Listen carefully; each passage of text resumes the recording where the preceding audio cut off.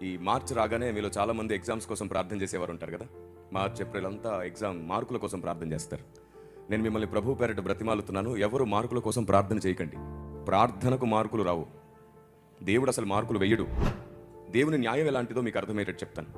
ఒక వ్యక్తి 2 గంటలు ఏడ్చి ప్రార్థిస్తున్నాడు మార్కులు కావాలని, ఇంకో వ్యక్తి 2 గంటలు కష్టపడి చదివాడు. మీరు చెప్పండి, ఎవరు పాస్ అవ్వడం న్యాయం, ఎవరు పాస్ అవ్వడం దేవుడు కోరుకుంటాడు? అయితే నేను ఒక 3 చెప్తాను. నేను చెప్పే 3 రకాల ప్రార్థన చేస్తే మీరు అసలు ఫెయిలే అవ్వరు. అదేంటన్నా, ఇప్పుడే మీరు ఏమన్నారు? ప్రార్థిస్తే మార్కులు రావన్నారు. ఒక నియమం ఉంది బైబిల్ గ్రంథం ప్రకారంగా. దేవునికి ఒక చట్టం ఉంది. ఆ ప్రకారంగానే మన విశ్వాసం, మన మాట, మన ఆలోచన, మన ప్రవర్తన కొనసాగాలి. 3 మీ ముందు పెడతాను. మొట్టమొదటిది, దేవుణ్ణి అడగండి, జ్ఞాపక శక్తిని వరముగా ఇవ్వు ప్రభువా అని అడగండి, తప్పక ఇచ్చేస్తాడు ఆయన. రెండవది, ఎగ్జామ్స్ టైంలో ఆరోగ్యాన్ని ఇవ్వండి ప్రభువా, ధైర్యాన్ని ఇవ్వండి ప్రభువా అని అడగండి, ఇచ్చేస్తాడు.